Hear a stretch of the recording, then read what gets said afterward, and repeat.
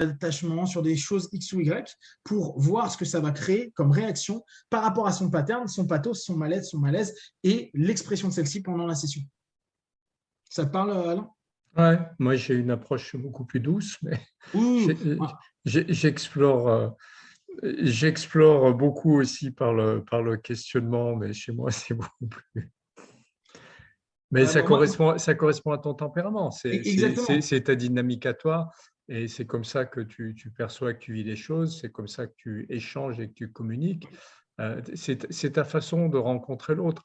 C'est dans le mouvement, c'est en rapport avec les arts martiaux, hein. C'est l'énergie dans le mouvement et tu vas taper là où il faut taper au moment où il le faut. C'est ça.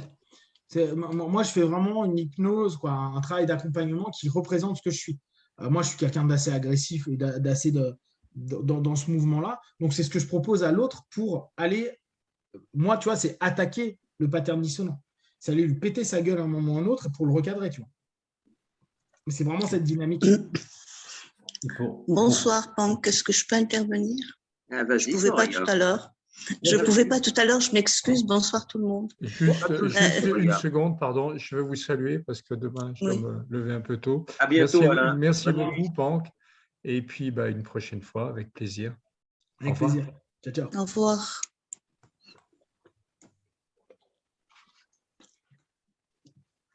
Soraya, à toi. Oui. Pank, ce que je voulais te dire, c'est que ton projet avec les ados, c'est le projet de ta vie. Tu devrais y aller avec cette énergie, avec ce que tu nous présentes, avec ta façon de faire. Avec les ados, tu vas faire un tabac. Je te vois avec les ados. Yes. Vraiment. Moi, très sincèrement, je te vois faire un travail fabuleux avec les ados. Tu seras vraiment à ta place. Parce que moi, je les rencontre en ce moment, je suis mamie, tout doucement, vas-y, je sais pas quoi, je dorlote, j'ai peur que ça passe à l'acte, j'ai ceci. Mais toi, avec ton énergie, vraiment, je te vois là-dedans. Je te vois vraiment là-dedans. Et si je peux me permettre, je t'encourage à y aller. Le projet avec les ados, c'est le futur. Et on traverse une période très, très difficile. Je les vois, ils sont en détresse, ils sont perdus, ils sont paumés. Il y a ceux qui sont presque sur le bord du suicide. Vraiment, ils sont en dépression après ces 2 années de Covid. Et moi, la mamie, je suis, voilà, je me dis, j'ai pas l'énergie qu'il faut pour pouvoir vraiment les secouer, parce que moi-même, je commence à devenir un peu... Mais toi, je te vois là-dedans, franchement. Et je t'encourage à y aller. Tu vas faire un travail, mais alors, je le vois, hein. J'ai comme ça des petites choses que je vois. Je le sens. Toi qui ne crois pas à ce qu'on sent, c'est un feeling. Non, vraiment. J'y crois. Après, je dois rationaliser. Rationalise autant que tu peux. Mais franchement, je te vois. Je te vois vraiment travailler avec les ados. Et tu l'as si bien dit, c'est les hommes et les femmes de demain. Et s'il y a un travail à faire, c'est avec eux. Montre quelque chose pour eux. Ouais, ça va le faire. Merci. Oui. Ouais, les ados. Maintenant, pour ce qui est de ce que tu disais sur Erickson et sur, j'ai beaucoup lu Allais, il disait dans un de ses livres, je ne sais pas si je me souviens bien, c'est un thérapeute hors du commun, je crois. Il disait que la thérapie est un art, mais en même temps, toi, tu dis, oui, c'est vrai que c'est un art, mais en même temps, il y a aussi la technique. Un artiste a besoin de sa technique pour faire de beaux tableaux. On peut être un artiste, on peut avoir du talent, mais sans la technique, on loupe quelque chose. Effectivement, je suis d'accord avec toi quand tu dis qu'il faut de la technique. C'est la base. La technique, c'est la base. C'est important. Moi, voilà. Et je te remercie pour tout ce que tu nous as apporté pendant cette soirée. Et toute cette énergie, tout ce potentiel, t'es magnifique. Merci. Je rajouterais génial. Merci à toi. Oui, extraordinaire. Il est orienté solution et je trouve ça magnifique. Il est orienté solution dans tout ce qu'il entreprend. Il prend plein de projets, mais c'est toujours orienté solution. Et ça, c'est lui. Et merci pour toutes les vidéos. Merci, je te suis de très près. Merci beaucoup. Merci. Merci pour toutes les personnes ici présentes. Et je suis vraiment ravie d'avoir partagé ce moment avec vous. C'était une très belle soirée. Merci, Soraya. Merci. Gaëtan qui vient d'arriver, bonsoir.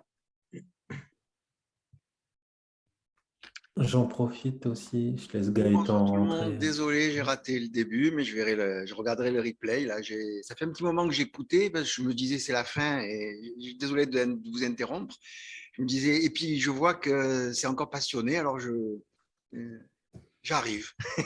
Welcome. Ça sert à rien que je me connecte, ça va s'arrêter en 5 minutes et puis les 5 minutes elles ont duré un bon moment. Et, j'adore l'énergie. Tu me rappelles un copain, hypnologue, 17 ans d'armée, commando parachutiste. Vous vous entendriez à merveille, je pense. Sûrement, ouais. Très pragmatique, très voilà, punchy comme ça. C'est une énergie, c'est une énergie. Bah tiens, on a Jordan qui vient J'ai de se raté le mettre sur début, le- alors voilà, je sens que voilà, il y a des choses qui me manquent, donc je ne peux pas intervenir. Voilà, j'ai pas de. Je Ah si, fais juste- interviens. De toute façon, tu sais, on est là pour papoter. Hein, donc, si tu as des questions, tu poses. Hein. T'en fais Non, pas, hein. mais j'écoute et puis voilà, j'ai. Il y a eu pas mal de questions sur Facebook qui ont été posées de ce que j'ai pu voir. Notamment, il y en avait une sur quelle est ta définition de l'hypnose. L'hypnose, c'est une discipline. Donc déjà, tu vois, l'hypnose, pour moi, c'est une discipline. C'est pas un état. C'est pas... C'est pas un outil. Hein? Ce n'est pas qu'un outil. Ouais, c'est ça. C'est pas qu'un outil. Donc, c'est ni un état, ni qu'un outil. C'est une discipline, donc une discipline qui se veut thérapeutique, qui exploite la transe pour permettre de focaliser et développer la suggestibilité des personnes. Toi, très basiquement, pour moi, l'hypnose, c'est juste ça. Ouais, juste. Dans Après, ses limites. ouais, dans ces limites. Moi, les limites, j'aime bien. Hein.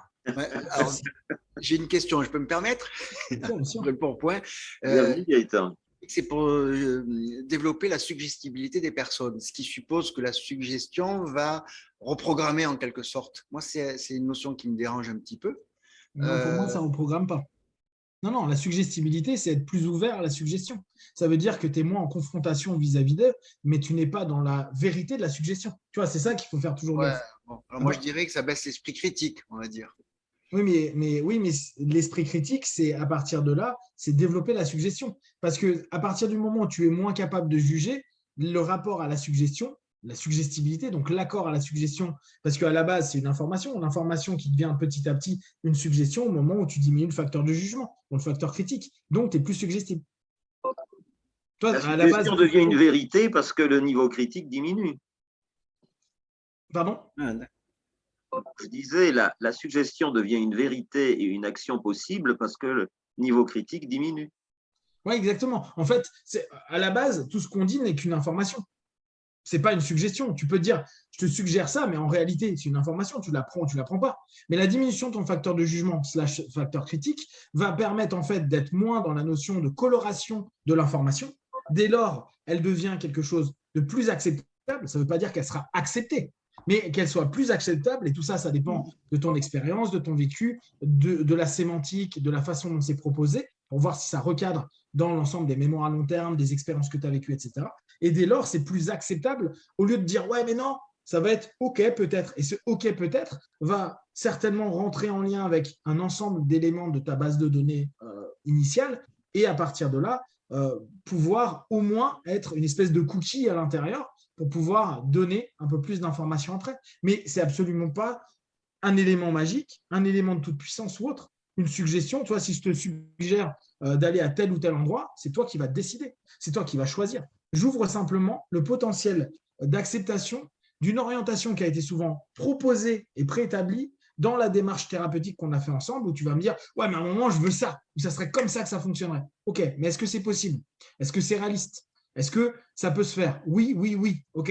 Est-ce que tu as des preuves que tu l'as déjà fait un peu? Oui. Bah, dès lors, dans ta transe avec toutes ces notions qui en plus vont donner une espèce de validation, la suggestion, l'information qui va devenir petit à petit une suggestion, va pouvoir s'intégrer parce qu'elle sera homéostasique, donc dans un esprit d'équilibre, à l'ensemble du système que tu as, même si il va commencer à modifier certains paramètres de ton système intérieur. C'est d'ailleurs ce que tu veux dans la séance.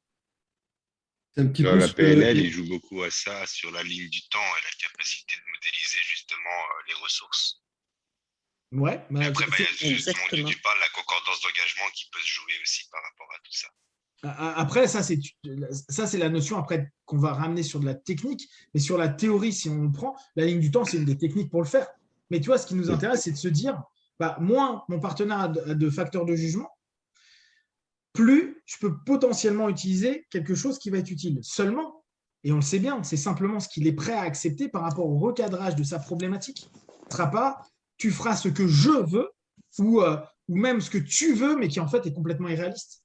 Dire à quelqu'un, je sais pas, tu as un cancer et tu vas guérir du cancer, c'est une absurdité absolue. Par contre, dire que petit à petit, tu vas peut-être permettre à tes cellules d'aller de mieux en mieux, ou tu vas mieux respirer, ou tu vas mieux ceci, cela, vu que lui, dans son cerveau, il va se dire, mais ça, c'est possible, c'est jouable. J'ai déjà vécu des jours où j'étais mieux, où j'avais moins mal, où j'étais moins en souffrance, où j'étais moins ceci, cela. Le fait que à ce moment-là, il n'y ait pas « ouais, mais fais chier parce qu'en fait, je suis malade et puis ça fait 3 semaines que j'ai mal à ceci, cela, où j'ai du mal à respirer », tu as moins ce facteur de jugement, tu es dans ta transe, on propose la suggestion que tu connais, que tu acceptes, et donc il va pouvoir avoir un effet réel. Mais c'est parce qu'on est dans un rapport de réalisme et pas dans un rapport fantasmé de toute puissance que ça sert à quelque chose. Il faut également que le partenaire qui demande ça, une fois qu'on a recadré sa demande, recadré ses possibles, genre je veux guérir, alors tu vas lui dire, non mon pote, mais par contre, tu peux avoir moins mal, tu peux mieux respirer, tu peux t'apaiser, tu peux te relaxer, tu peux être dans un état qui est plus objectif, plus positif, plus ouvert. Ça, c'est possible et c'est ce vers quoi on va travailler pour que la suggestion soit quelque chose qui vienne de lui, mais sans être un fantasme et un idéal. Donc, on le ramène à une forme de réalisme, mais un réalisme que lui accepte, ça peut être un réalisme élevé, et qui va l'amener vers un mieux-être parce qu'il n'y aura plus la confrontation, l'opposition d'un facteur de jugement, ce facteur critique, qui pourrait empêcher que ça se réalise. Et on voit souvent à ce moment-là la personne qui dit juste là, je commence déjà à me sentir un peu mieux, j'ai moins mal. Cool, je respire mieux. Ou tu vas voir son premier réflexe, réponse à la suggestion immédiate, suggestibilité. Alors qu'elle a un cancer du poumon ou autre. Tu vois le cheminement. Et on n'est pas dans un truc de magie, on n'est pas dans un truc technique de ouf, on est juste, ta transe a permis ça parce que je reprends un ensemble de concepts positifs et réalistes que tu mets en place. Donc, tu vois, j'y vois pas, moi, une possibilité. La suggestibilité n'est pas un truc genre… Mais en fait, ça induit et ça éveille la solution qui est en lui, quoi. C'est pas, voilà, la solution ne vient pas de toi. C'est pas toi qui lui… Pour moi, le mot suggestion, il me gêne dans ce sens-là. C'est pas moi qui vais lui apporter sa solution, mais je vais l'aider à la trouver en lui, mais à condition qu'effectivement, elle soit possible et réaliste. Ouais, mais comme tu dis, tu vas l'aider, tu vas suggérer. Oui. Toi, aider, c'est suggérer. Le faire par des suggestions. Oui, l'amener. Et par des questions surtout. Oui, bien sûr, mais une question les questions sont des préétablie par rapport à des suggestions. Yes, Richard. On revient quand même sur une des bases que Émile Coué, il y a près d'un siècle, parlait déjà. Tout est une question de suggestion qu'on accepte ou qu'on n'accepte pas, même de l'auto-hypnose ou quoi que ce soit. Et qu'après, on peut y mettre de l'effet placebo dans la posture que tu y mets dans l'accompagnement et ainsi de suite. La personne, soit tu vas buter sur des résistances et tu vas vouloir forcer et ça ne va pas marcher, soit tu vas utiliser toutes les techniques que tu sais pour faire en sorte que la suggestion passe et en y mettant tout ce que tu veux, de la confusion, de rentrer un peu plus dans le côté je te remue un petit peu et on voit ce qui sort par la suite, mais en tout cas, on est toujours dans le côté où si la personne n'a pas du tout envie, on voit, et où comme tu disais, des fois les séances durent que 5 minutes, parce qu'elle est venue avec des idées, ainsi de suite, et puis tu as commencé un petit peu à secouer, comme si tu mettais un petit peu de dégrippant, puis on repasse dans 15 jours, on verra ce qui se passe. Et pour moi, en tout cas, on est toujours dans le côté, en plus qu'on a travaillé dans l'auto-hypnose, en tout cas, moi je le vois, je suis dans l'autosuggestion, moi-même dans le plaisir de jouer avec moi-même et de voir jusqu'où je peux aller. Mais on est toujours dans le côté, en tout cas, j'ai des résistances et de comment faire en sorte de pouvoir les baisser. Quand je vois en tout cas à quel point j'arrive de petit à petit à me lever mes barrières, après quand j'accompagne, c'est encore plus facile de proposer des choses parce que de la façon dont je communique. Je sais que ça marche, mais ce n'est pas dit que ça marche pour telle et telle personne de la bonne façon. Ce que j'adore en tout cas dans ce que tu partages, c'est de montrer que ouais, j'ai testé ça et je continue encore parce qu'il y a plein de méthodes, plein d'outils à pouvoir utiliser. Il n'y a pas que l'hypnose. Mais en tout cas, il y a le côté que je vois aussi, ou que je ressens par rapport à ce que tu fais, tu me dis après si tu es OK avec ça ou pas. Tu as une discipline, et après, il y a plein de choses qu'on peut ajouter pour faire en sorte que cette discipline, en tout cas, puisse en tout cas se développer. Aller chercher chez les anciens et en même temps voir avec les nouvelles technologies, les neurosciences, ainsi de suite, comment on peut faire pour que tout ceci puisse s'associer. Mais on reste toujours quand même dans ce côté où on suggère quelque chose à quelqu'un en utilisant différents types d'informations pour que la personne, effectivement, accepte de lever tous ces résistances et ces leviers pour pouvoir accepter de pouvoir changer. En tout cas, les choses qui ne marchent pas à l'heure actuelle pour elle, pour lui permettre de pouvoir avancer et se sentir bien, et être dans ce fameux plaisir ou cette zone de confort qu'on recherche un petit peu tous. Dans ce que tu dis, tu vois, il y a cette notion-là. On a, et ce qu'on disait un peu avant avec la question de Marc, le futur, c'est le passé, quoi. Il y a pas, on va rien créer de nouveau. Tu parles de Coué, ok, travail d'autosuggestion. Certains hypnotistes vont dire l'hypnose n'est qu'une auto-hypnose orientée. Ok, il y en a qui sont ok, il y en a qui sont pas ok. Qu'importe. L'idée, c'est que la base de l'hypnose, c'est quoi? Induction, deepener, donc avoir une transe en gros, hein. Une transe plus suggestion. Voilà, c'est ça l'hypnose. Après, la suggestion, c'est une orientation vers un résultat attendu. Après, on pourrait se dire, ok, mais quel est ce résultat attendu? C'est un mieux-être. Ok, mais est-ce que ce mieux-être, il est possible de cette façon-là, juste avec des mots? Oui, non. Est-ce que la personne l'admet? Est-ce que la personne ne l'admet pas? Est-ce qu'en divisant par 2 le résultat attendu, la personne l'admettrait plus? On serait capable. Parce qu'il y a toujours cette notion de capacité. Il y a toujours cette notion de ce qu'on s'autorise à. Après, on pourrait dire, oui, mais il y a des croyances limitantes, etc. Moi, je suis un pro-croyance limitante. Bien sûr qu'on a des limites physiques, ne serait-ce que physiques. On a des limites psychiques, on a des limites intellectuelles. Mais ce n'est pas grave. L'idée, c'est de trouver les failles, les bugs, les éléments où c'est OK pour commencer à aller attaquer cette zone-là, fragiliser cette zone-là, pour permettre de laisser rentrer la suggestion que la personne veut. Mais quand tu dis je veux être bien ou je veux être en pleine forme par rapport à ça, peut-être que départ, va falloir commencer à retourner à juste être en forme ou juste être bien. Et peut-être pas bien pendant une semaine, mais peut-être bien une journée. Et le fait de diminuer et d'emmener la répétition d'une suggestion qui devient réaliste, même si elle est toute petite, mais qui donne des petits et qui va donc dès lors donner un ensemble de feedback positif dans le subconscient de la personne et de se dire j'ai réussi à faire un jour en fumant moins de clopes, demain j'y arriverai, peut-être en clopes, et peut-être dans une semaine je serai toujours au même nombre. J'étais à un paquet, je suis à moitié d'un paquet. Cette notion à la session qui suit, ça peut être très cool d'emmener la personne à dire tu vois, maintenant tu vas retirer une clope tous les 2 jours et tu vas voir si ça fonctionne. Et c'est comme ça qu'on va détruire des grosses résistances parce qu'on ne va pas s'attaquer de front à dire il y a la résistance, te suggère qu'elle se bat avec toi dans ton fantasme, tu dis ouais, j'en suis capable, alors qu'en réalité, si tu fais ça, tu vas te prendre un gros mur dans la tronche et tu vas te péter. Là, il y a un autre travail à faire. Si tu bosses réellement sur l'intention derrière le comportement, tu peux massacrer cette résistance et puis amener un nouveau comportement positif et qui peut amener, quand je prends les cigarettes, la plupart 95% des gens arrêtent en une séance et ça tient dans le temps puisque je prends des nouvelles plusieurs mois, voire plusieurs années après. Si tu viens vraiment gérer l'attention derrière le comportement, on reprend la cigarette, je ne parle pas pour tout et n'importe quoi, et que tu vas vraiment apporter un apport positif pour cette même attention, alors on va retravailler sur le fait que tu l'as fait. Est-ce qu'il a déjà été en contact avec cette attention? Est-ce que c'est possible de l'avoir, oui ou non? Mais si tu fais ça correctement, tu peux débunker totalement un comportement en une séance sans avoir besoin de le faire travailler sur 4 ou 5 séances. Tu peux, mais tu peux aussi ne pas avoir ce résultat-là. Tu vois, moi, je préfère prendre du temps. Moi, je suis quelqu'un qui prend du temps. Moi, tu vois, une séance, 3 séances et tout, j'en sais rien. Et derrière, c'est OK, qu'est-ce que cela engendre? Qu'est-ce que ça amène? Au bout du compte, je m'en fous qui clope. Et la plupart du temps, les gens avec qui je bossais, moi je ne travaille plus du tout la clope, mais que je bossais avec la clope, au bout d'un moment, je leur disais, on s'en fout complètement de la clope.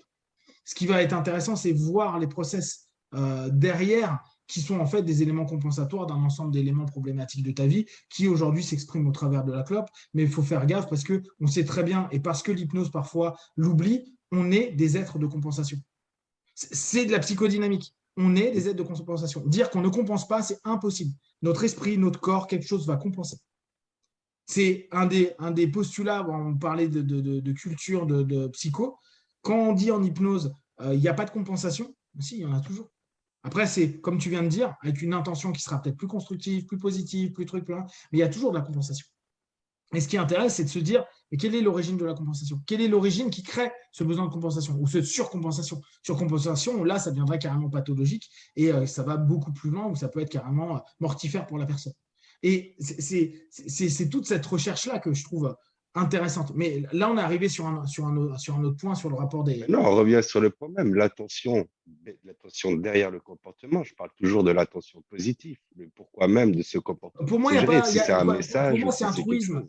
Toi, l'intention positive, c'est un truisme. C'est un mot qu'on a posé là à un moment donné et que maintenant, on exploite dans tous les sens. Que ce soit une ou que ce soit un ensemble de conséquences, de messages ou d'apports ou quoi que ce soit, ça reste à la base d'une intention. Oui, mais l'intention positive, c'est un mot qui a été prédéterminé. Tu vois, c'est une méga suggestion qui est rentrée chez tous les hypnos. Mais il y a des choses, ce n'est pas des intentions positives. Ta tentative de suicide n'est pas une intention positive. Ah non, là non. Non, mais tu vois, c'est pour ça l'intention positive, c'est devenu un peu un mot tiroir dans notre milieu. Oui, non, c'est pour ça que je te dis, il faut parler sur certaines choses. On ne peut pas prendre ça sur certains contextes. On ne va pas parler de trucs de suicide sur la même problématique que la cigarette. On ne traite pas de la même manière, ce n'est pas les mêmes rapports. Donc, ouais, tu vois, moi, c'est plus dans ces notions-là. Je prenais la clope parce que c'est une habituation, un processus d'habituation qui est intéressant à prendre en compte pour aller déstructurer les bases. Mais tu vois, moi, ce qui m'intéresse, je te dis, je ne fais plus la clope, donc c'est vraiment pas un sujet qui m'intéresse. Moi, ce qui m'intéresse, justement, c'est des problématiques où, justement, on va, step by step, permettre à la personne d'accepter la possibilité d'une suggestion. Si on reprend la notion de suicide, vous avez certainement, malheureusement, eu ça en cabinet, des personnes qui veulent se suicider. C'est cette notion et cette démarche de la suggestion, tu vois, et là, on peut reprendre la notion de Gaëtan qui dit, bah oui, mais la suggestion, c'est comme imposer quelque chose, mais on ne pourra jamais imposer à quelqu'un vie. C'est dur hein, à se dire, j'ai beau faire quelque chose, la personne est d'accord, mais en fait, elle ne l'est pas réellement. Et là, on rentre dans des notions où step by step, c'est te dire, vis une journée de plus. Vous imaginez la notion… Dans ce cadre-là, je suis totalement d'accord. Parce que si on reprend le domaine des suicides, déjà, tu dois bosser sur plusieurs points. Tu dois bosser sur l'acte du suicide, tu dois bosser sur les raisons de pourquoi il y a eu ça, tout le bagage qu'il y a derrière, et puis toute la thérapie, bref, qui va derrière, qui est différent qu'une cigarette ou une phobie d'araignée. Hein. Oui, là, c'est clair qu'il y a tout ce travail de déstructuration possible et qui est obligatoire de faire, d'ailleurs, si on veut vraiment réussir à lui donner les clés pour qu'elle puisse toute seule après travailler sur elle-même. Tu vois, moi, c'est plus sur ça. Mon exemple n'était peut-être pas pertinent à ce moment-là, mais moi, c'est plus sur ça que je pense. C'est-à-dire que cette notion de créer du réalisme, et pour revenir à la notion de suggestion qui pourrait amener et venir du thérapeute, mais même si la personne, elle vient de voir avec la notion de se dire j'ai peur de me suicider, elle n'est pas en train de dire j'ai envie de vivre. Et nous, on a beau dire mais la vie est belle, c'est de la merde, quoi. Bullshit. Non, sa vie est de la merde. Donc, l'idée, ça va être quel switch on va réussir à lui proposer pour que ce soit suffisamment réaliste. Et là, c'est pour ça que la suggestion, elle n'est pas absolue. C'est pour ça que moi, quand on me dit, ouais, mais la suggestion ou la notion où la personne va être ouverte et hyper suggestible, j'aime pas trop parce que ça pourrait emmener de la manipulation, ce que je comprends bien. Mais en fait, quand on a des cas qu'on a quasiment tous les jours, quoi. Je ne sais pas quel type de partenaire vous avez. Moi, j'ai des partenaires qui ne vont pas très, très bien. Et souvent, c'est des thèmes que j'ai, tu vois. Les suicides, l'anorexie, les notions de burn-out, etc., etc. Et là, tu te rends bien compte que deepener, suggestion et hyper… possibilité d'ouverture à la suggestibilité, eh ben, c'est largement pas suffisant pour travailler de front par rapport à tout ça. Là, on va devoir bosser sur participer. Si on reprend ça, tu as ne serait-ce que le corps process en PNL où tu es obligé de bosser sur chacun des points pour une problématique aussi profonde, c'est certain.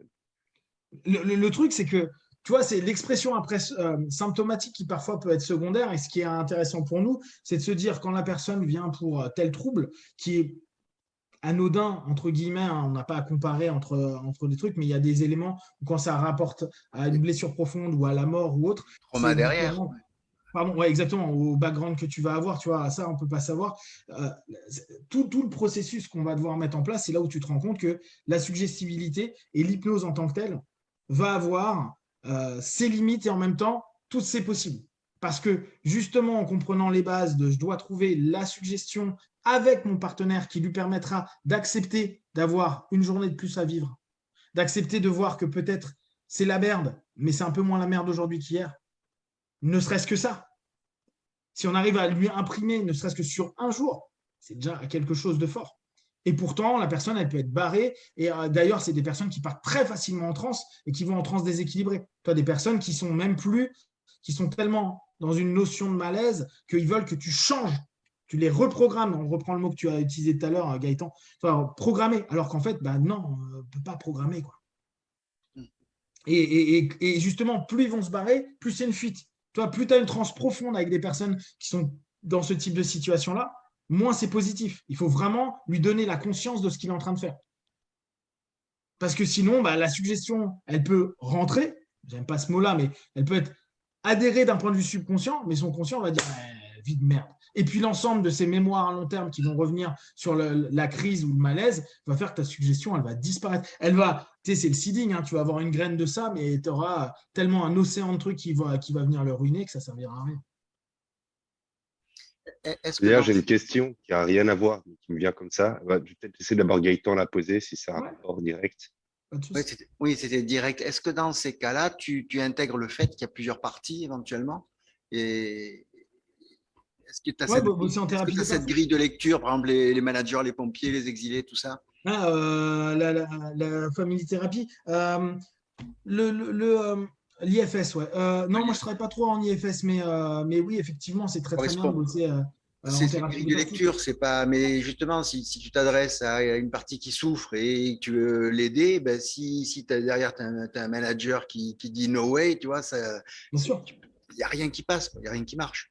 Bien sûr, bah, c'est tout le boulot qu'on va faire en thérapie des parties classiques d'hypnose, hein, où tu vas aller dealer avec différentes facettes de la personne pour voir. Mais ouais, bah, c'est des cas qui sont complexes. Et le problème, là, j'ai pris un cas qui est compliqué, qui peut toucher malheureusement beaucoup de personnes. Mais comme tout à l'heure, Soraya parlait des ados qui sont parfois au bord du suicide, malheureusement, c'est quelque chose qui peut être qui peut être assez constant. Et là, ça nous demande du temps. Le problème, c'est que, petit 1, une séance n'est pas magique. Il peut y en avoir, hein, mais moi, je reviens toujours sur... On ne s'arrête jamais sur les exceptions. Hein. L'exception ne fait pas la généralité. Hein. Donc, qu'il y ait eu des séances magiques, ouais, une fois, la personne, elle ne veut plus, c'est super. Moi, ce qui m'intéresse, c'est au quotidien. Et tu te rends compte que ça se trouve, quand tu vas la laisser partir, bah, ta séance, ta transe, le post-hypnotique, l'auto-hypnose que tu lui auras montré, qui ne fera certainement pas parce qu'il n'est pas en état, les triggers que tu auras proposés à sa mère ou à son père ou à son frère ou à quelqu'un pour qu'il utilise le trigger potentiellement quand il sent que ça down, etc. Le trigger que tu lui mets sur lui-même, etc. C'est même pas dit qu'on ait une autre session, tu vois. C'est des moments où tu ne sais pas. Et c'est pour ça que très souvent, quand les gens ils disent « Ouais, l'hypnose, c'est super puissant et tout », détends-toi, mon pote. Il y a des belles choses, il peut se passer des trucs extraordinaires. Mais dans notre quotidien, il y a des choses dures, il y a des choses qui doivent être gérées, il y a des choses qui vont demander du temps. Et il ne faut pas hésiter, nous, hypno, hein, là, on parle d'un thème qui est complexe comme le suicide, mais n'hésitez pas à dire va voir un psycho, va voir les urgences psychiatriques si tu te sens mal. On doit être constamment sur des notions. Dans les gens en très grande souffrance, on doit pouvoir les conseiller d'aller voir des personnes pour parfois juste se faire interner pour éviter d'être dangereux pour eux. Déjà, quelqu'un qui vient, quelqu'un qui veut se suicider, il va se jeter sous le train, quoi. Il ne vient pas en séance déjà, quoi. Donc, il y a quand même une démarche qui fait qu'il veut s'en sortir. Ça dépend. Non, tu sais que c'est trop compliqué. Il y a un rapport pulsionnel qui peut être là. Tu as des gens, ils sortent de séance. Après, ils peuvent vriller. Ouais, là, c'est trop. C'est vraiment les trucs compliqués. Tu peux pas savoir. Nous, on part, tu vois, là encore, c'est des présuppositions qu'on aime bien mettre dans nos méthodes, à dire si la personne, elle vient chez toi, c'est qu'elle est déjà dans une optique d'aller mieux. Il y a des moments, ils sont juste dans des patterns de souffrance, tu vois. Et t'es juste là. Tu es là et c'est un petit peu, tu sais, j'en peux tellement plus, je vais voir quand même et j'y crois plus. Tu sais, il n'y a plus de croyance. Moi, j'ai eu vraiment des personnes qui étaient dans des états dépressifs, parce qu'on sait ce que ça donne, hein, l'état dépressif qui bousille notre cerveau, etc., où tu te dis, mais tu fais des séances. Moi, j'ai vu des personnes suicidaires faire des séances et tu vois, ça marche, ça marche, ça marche. Quoi, ça marche? Alors là, on se remet à notre petit niveau. La personne va mieux à la fin de la séance. Quelques jours plus tard, ça va mieux. Ça ne veut pas dire que ça va bien. Ça va mieux. Et puis, au bout de quelques temps, elle revient, on recommence, la personne, et ça se maintient ou ça s'élève un peu. Et puis d'un coup, X séances plus tard, 3-4 plus tard, elle revient, la personne, et là d'un coup, tu as l'impression que c'est revenu à zéro. On retrouve le même processus dans Tout est l'alcoolisme. construit. Exactement. Dans l'alcoolisme, c'est exactement pareil. Pour en avoir accompagné quelques-uns, tu te dis, ouais, c'est cool. Et finalement, tu prends des nouvelles, tu les revois. Des fois, c'est le contexte. C'est dans la famille ou quoi, ça redestructure tout. Quoi. L'alcoolisme et toutes les drogues dures, c'est le contexte. C'est 80%, c'est le contexte. D'ailleurs, vu qu'on c'est rentre dans le c'est sujet. les liens, c'est comment dire, c'est la société qui est responsable, en quelque sorte. Le rapport systémique, quoi. Ouais. Mais alors là, l'environnement. pour faire rentrer ça, moi je dis toujours dans mon utopie, j'aimerais partir avec des alcooliques, des drogués au sens propre, drogue dure, sur un bateau pendant 3-4 mois. Là, ça serait intéressant. Mais de tout couper, la famille, les amis, etc. Ouais, le problème, c'est le retour. Ouais, mais quand ils vont Le problème, il y a le retour. Ouais. Les rapports systémiques et tout le travail en systémie, il est hyper complexe. Parce que la systémie, c'est aussi interrompre des rapports qui sont toxiques, des rapports qui nous amènent à du mal-être, etc., etc. Les rapports qui créent le problème aussi. Quoi. Bien sûr. Le problème, c'est qu'il y a des moments où tu bosses sur toi, mais ton système n'évolue pas et tu n'arrives pas à évoluer dans un autre système. Et souvent, tu retournes dans des systèmes. Enfin, c'est les patterns. Là, on est sur des patterns systémiques ou la systémie familiale, les systémies diverses, qui sont des trans collectives. Tu vois, on revient toujours sur notre thème de fond. On est sur des trans communes qui recréent des suggestions on a des inductions immédiates, je vois papa, maman, mon frère, ma soeur, mes amis, mes trucs, c'est parti, je suis en train de fumer mon wine, je suis en train de prendre mon alcool, je suis en train de péter un câble, etc. etc. Et là, nous, on a notre tout petit boulot d'hypno, c'est sur la personne. Donc déjà, quand ça commence à parler des autres, ça va devenir très compliqué. Il y a ce côté, en tout cas, que je vois par rapport à ce type d'accompagnement, c'est un petit peu éviter la peau de banane et faire en sorte que, en tout cas, quand ça arrive, on puisse le voir assez rapidement. Au niveau des séances, en tout cas, je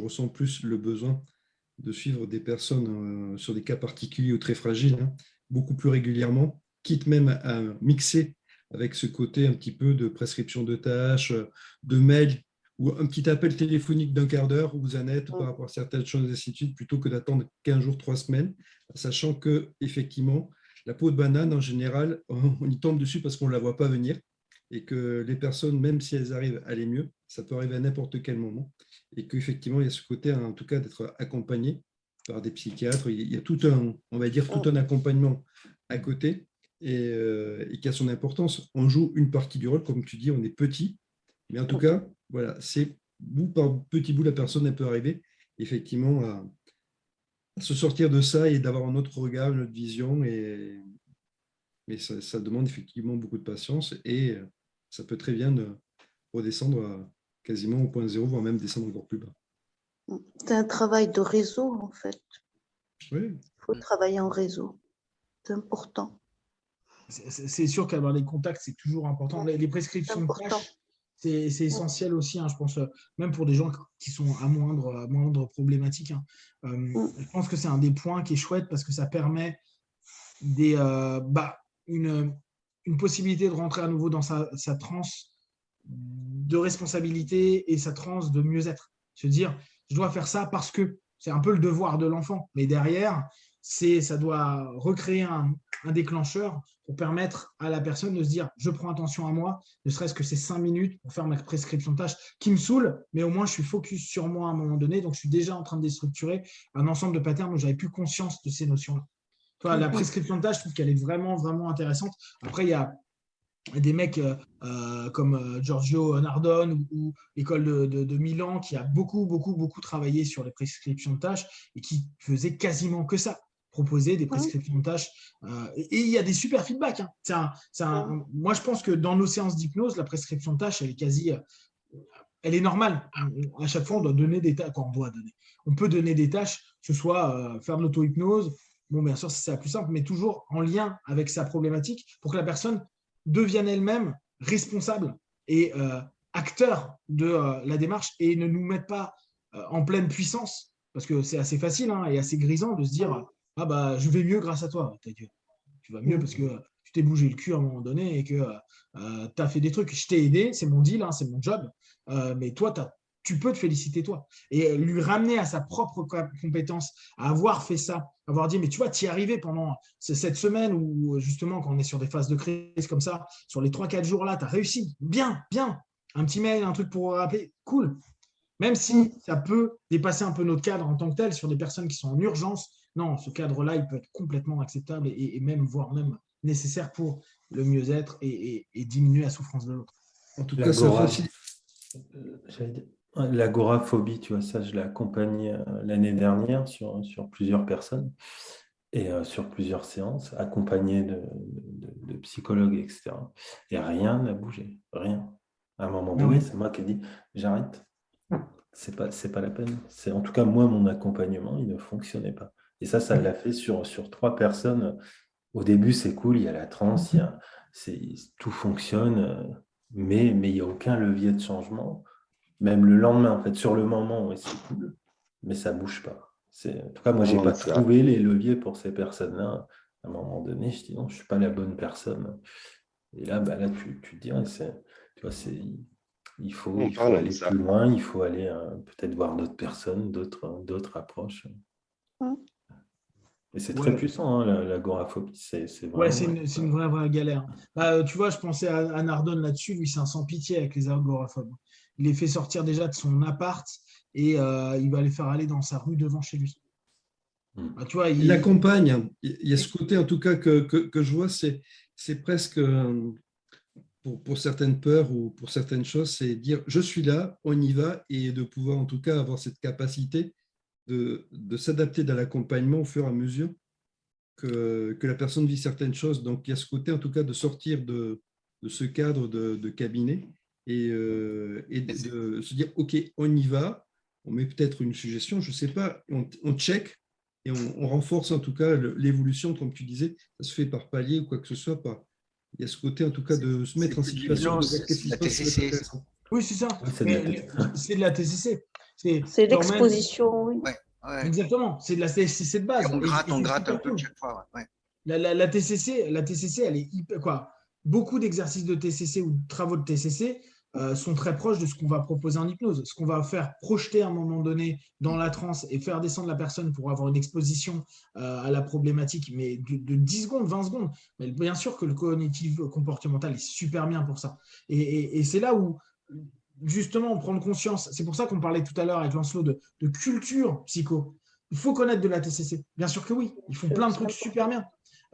Il y a plein d'auteurs passionnants sur la TCC, sur ses origines, sur la manière de fonctionner, qui permettent de nous donner des ouvertures quand tu te dis, bah oui, mais projette-toi au milieu de personnes, comment tu te sens, imagine que tu as un écran autour de... Ouais, c'est bon, vas-y, apparemment, tu n'es pas OK avec ça, viens, on va dehors, là, tu te mets en transe, OK, il se passe quoi là?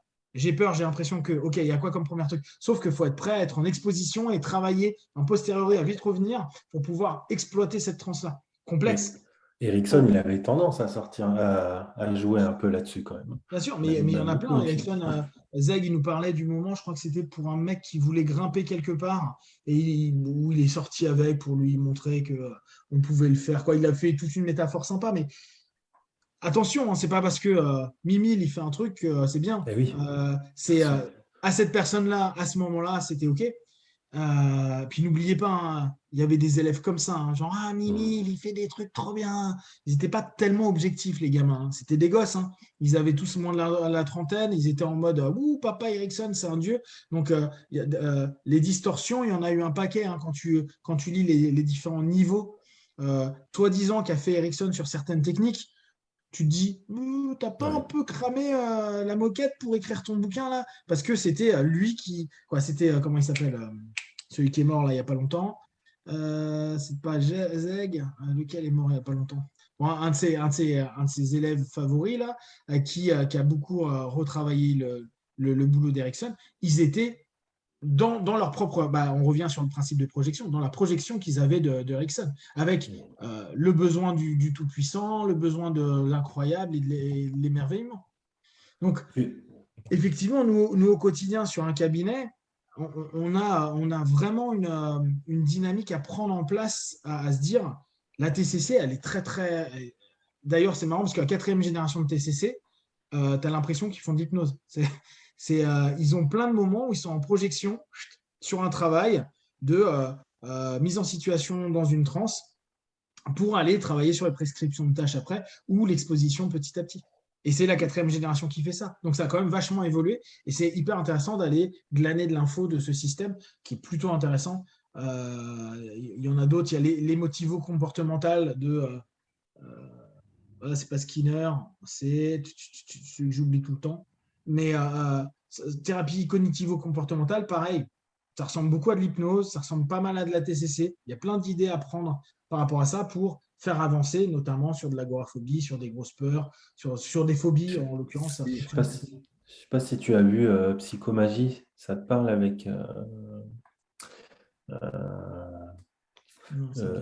Jodorowsky, je sais pas comment que ça se prononce. Non, Jodorowsky. Jodorowsky, ah Ouais, oui, d'accord, oui, Jodorowsky. ça me dit quelque chose, oui. Ouais, Psychomagie. Oui, Psychomagie, oui, d'accord. Psychomagie, Jodo, voilà. Ouais. Oui. Ça va mieux quand c'est mieux prononcé. Et lui, tu vois, il est carrément sur le terrain. Finalement, il travaille uniquement sur ça, quoi. En fait, il fait des trucs de barré, quoi. Mais tu te dis. Mais à l'époque, tu prends Gurdjieff, qui a été complètement taré aussi, hein, mais au moins, quand il te foutait au milieu de la mer, quand tu avais peur de nager, c'était pas mal. Moi, j'aime bien, parce que ça me parle bien, c'est un peu tonique. Ça. Mais c'est un peu de la TCC énervée, tu vois. Il t'aurait bien plu de le rencontrer, ce monsieur. Oui, je pense, ouais, je pense que lui, j'aurais bien. Ah, oui. Mais non, réel que lorsque je suis. Waouh. Pardon? Je ne suis réel que parce que je suis. Oui. C'est la base de Gurdjieff. Mais il est extraordinaire, hein. Puis il était un peu barré, mais c'était très intéressant. Il avait plein de choses intéressantes. Donc on a beaucoup à apprendre. Beaucoup de connaissances psy du fonctionnement du corps et de l'esprit. Il était vraiment cultivé au niveau psycho et puis il avait une dimension spirituelle qui pouvait amener beaucoup de choses intéressantes. Oui, il avait une présence extraordinaire et une puissance mentale énorme, donc ça lui permettait de guider plein de gens. Je voulais te parler d'autre chose. Tu as entendu parler de Joseph Murphy avec Da Silva? Non? Avec Silva?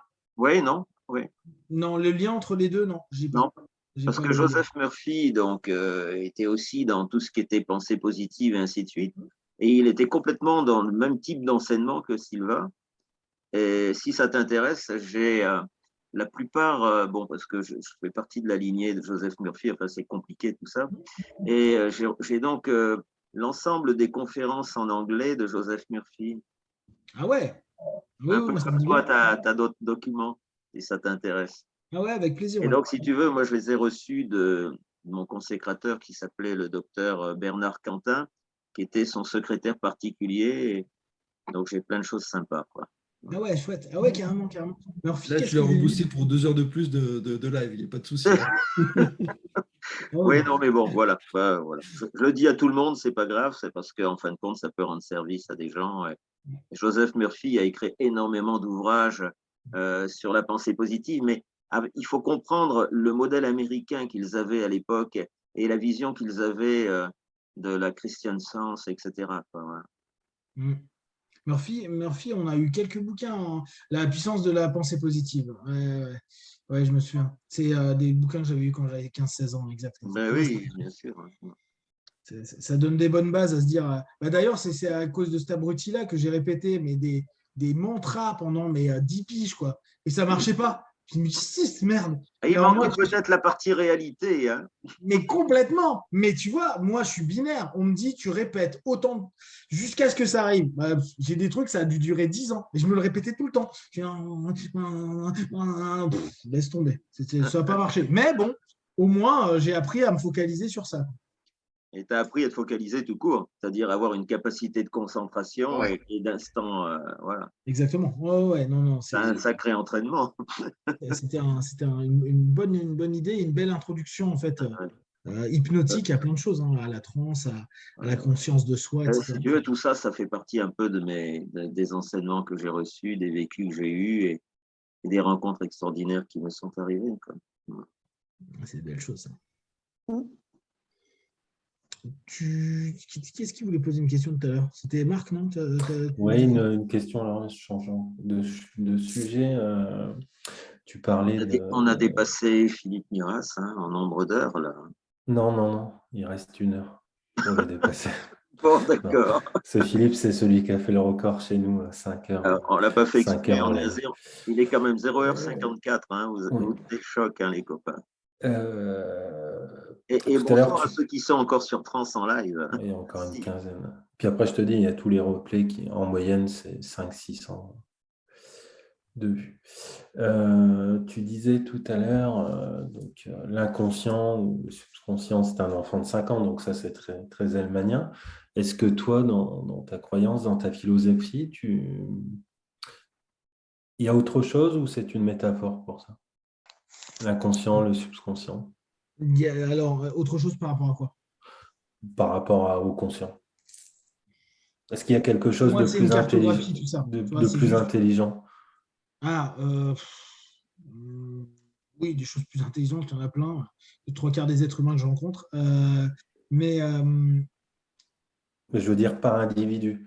Quand tu le mets en transe, est-ce qu'au fond, toi, tu te dis que tu t'adresses à quelque chose? On est con et génial en même temps, tu vois. Non, je pense qu'il n'y a pas d'éléments supérieurs à nous. Il le disait au départ, quand il a parlé du fait qu'il ne croyait pas au fait que le conscient ou l'inconscient soit super génial ou soit ci ou soit ça. Chacun en est un tout complet, quoi. Ouais.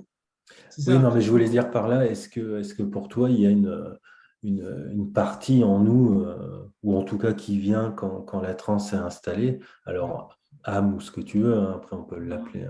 Non, j'avais pendant un moment, je m'étais pas mal posé la question, notamment quand je faisais de l'hyper-empéria, quand je montais, etc., à me dire est-ce que je vais me connecter avec mon âme, avec une partie de moi, avec un moi plus évolué, avec moi qui ne me suis pas incarné, quoi, tu vois, tout plein de trucs.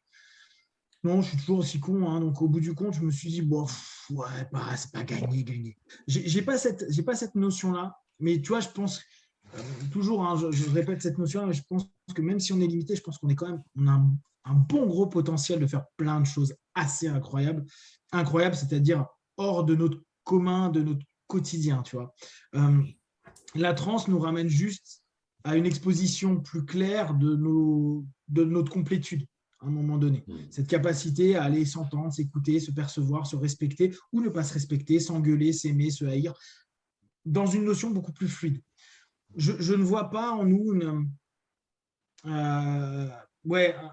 c'est marrant parce que tout à l'heure on en parlait avec Lee parce qu'on a fait un petit podcast, ce que Silva appelle le higher self, tu vois. Oui, le moi supérieur. Le moi supérieur, tu vois. Moi, c'est un truc que je lui disais, moi ça me parle pas. J'aime bien l'idée. C'est ce qu'on va appeler supraconscient, c'est ce qu'on va appeler âme pour certains quand l'esprit va retrouver l'âme, etc. Je comprends ces sémantiques. J'ai par expérience pu faire ce que les gens nomment des sorties de corps ou des trucs comme ça. Ça ne me parle pas. En fait, on me dit ouais, ok, c'est mon cerveau qui est en train de me donner plein d'infos. Je reviens sur mon côté très terre à terre, tu vois. Donc les notions un peu extraordinaires de nous, non. Par essence, on est bien. C'est OK. Et ce qu'on est n'a pas besoin de plus. On n'a pas besoin de faire un storytelling autour de ce que l'on est. On peut faire des choses incroyables. en positif comme en négatif. Et ma transe, les trans, c'est juste ça, c'est cette reconnexion un peu plus globalisante de nous-mêmes qui nous emmène vers peut-être une autorisation de ses propres potentiels et se dire j'ai perçu ça, j'ai senti ça, j'ai eu cette intuition, j'ai eu cette présence en moi, mais c'est juste moi dans ce que je suis complet. Donc, je ne me vois pas, même si j'ai appris par plein de choses, qu'on pourrait dire, je me connecte à un moi ou à quelque chose de plus élevé ou même à une notion un peu une entité, ce n'est pas un truc qui vibre avec ce que je suis et même dans mes expériences, je me dis ouais, Ça, non. t'as jamais. Ça rejoindrait un peu ton désaccord avec l'écriture automatique? Je pense qu'il y a plein de parties de nous en fait où on est déjà en contact avec, c'est juste on n'a pas envie de l'entendre. Donc l'écriture automatique, c'est juste l'expression de nous-mêmes, mais il n'y a rien de fou. En fait, si tu te poses les bonnes questions, tu as les bonnes réponses. L'écriture automatique est un moyen comme un autre d'exprimer quelque chose en nous, une partition de nous, si on reprend l'idée de Gaëtan de tout à l'heure, tu vois, une partie de nous. Mais en réalité, on est toujours. Moi je crois, j'adore la théorie de la thérapie des parties, de la notion de partie. Et en même temps, on n'est que un. On est un, indivisible. Et j'ai envie de te dire, même de façon encore plus globale, on est un tout court. Mais moi, je vois ça comme une facette. Mais la preuve, si on parle que sur sur l'éveil, sur la partie mentale, sur l'ego, on n'est pas les mêmes avec ses potes, on n'est pas les mêmes avec ses parents, on n'est pas les mêmes avec son patron. Enfin, quand on bosse, donc on est la même personne, mais on a plusieurs casquettes, plusieurs visages, Et à l'intérieur, au niveau inconscient, quand on est en transe, c'est la même chose. Pour moi, je vois ça comme des facettes qui forment un tout, qui forment un ensemble. Et par contre, là où je suis un peu moins d'accord, parce que c'est quand même, moi, c'est ce que j'ai pu constater. Alors, j'ai pas votre expérience, hein, moi, c'est tout neuf, c'est tout récent. Mais j'ai cette notion, moi, de possibilité de faire maturer l'inconscient. Je suis d'accord sur le fait que quand il arrive, c'est plutôt un enfant un peu capricieux. Mais justement, grâce à l'auto-hypnose, grâce à l'écriture automatique, grâce à ces choses-là, il peut faire des connexions qu'il ne savait pas faire et s'enrichir de ce que le mental a appris. Quelque part, on a appris à éduquer notre cerveau. Alors, je ne sais pas si c'est le droit ou le gauche, mais moi, j'ai vu grandir des inconscients qui arrivaient à faire des tâches et faire des choses auxquelles ils n'auraient même pas pensé, quoi. Pour moi, c'est pas antinomique. C'est pas parce que notre subconscient, c'est un gamin qu'on ne peut pas éduquer. Voilà. Là-dessus, j'ai pas du tout de problématique. Ça va très vite. Il peut rattraper ce retard de manière très, très rapide et fulgurante. Et du coup, c'est là où on arrive à. Alors, le côté omniscient, je partage ton avis. Pour moi, c'est pas ça. Mais le côté potentiel, oui. Voilà, je préfère le mot de potentiel plutôt que d'omniscience. Et ça peut se. Comment dire? Ça peut se cultiver, ça peut s'accroître. Donc l'inconscient qui est un petit peu maladroit et infantile, en fait, il peut acquérir cette notion de maturité et je pense que c'est comme ça qu'on trouve une réelle harmonie, quoi.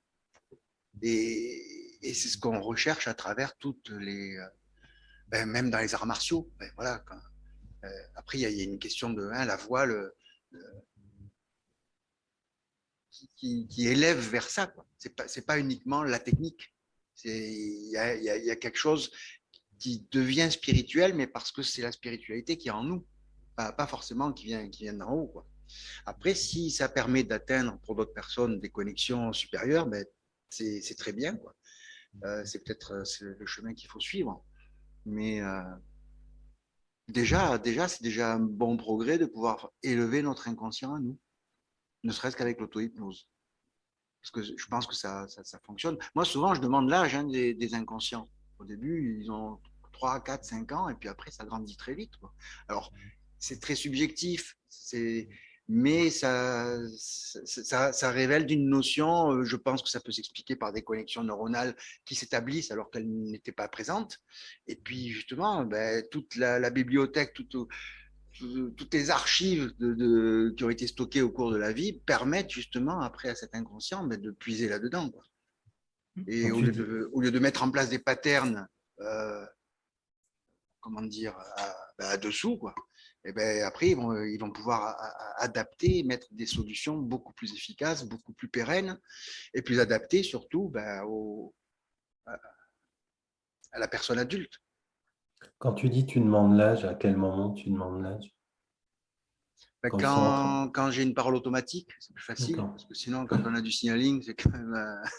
Il faut énumérer. Du moment qu'ils sont en transe. Ouais. À partir du moment de la part. Et des fois, il n'y en a pas. Des fois, ils s'en foutent, ça n'a aucune importance. Et des fois, il dit j'ai 8 ans. Et puis après, après plusieurs séances, ça évolue. Alors, est-ce que ça évolue pour faire plaisir? Je ne sais pas. Après, on rentre dans le domaine de est-ce qu'on l'a suggéré? Est-ce qu'on l'a sous-entendu? Je ne sais pas. Mais tu le sens. Tu sens une différence quand même. Et tu sens ce potentiel qui s'éveille, qui devient accessible quand même. Tu vois, dans mon concept, comme je dis toujours à toutes les personnes qui viennent me voir, il y a le conscient, l'inconscient et le subconscient. Le subconscient, c'est le chef d'orchestre, c'est avec lui que je vais travailler.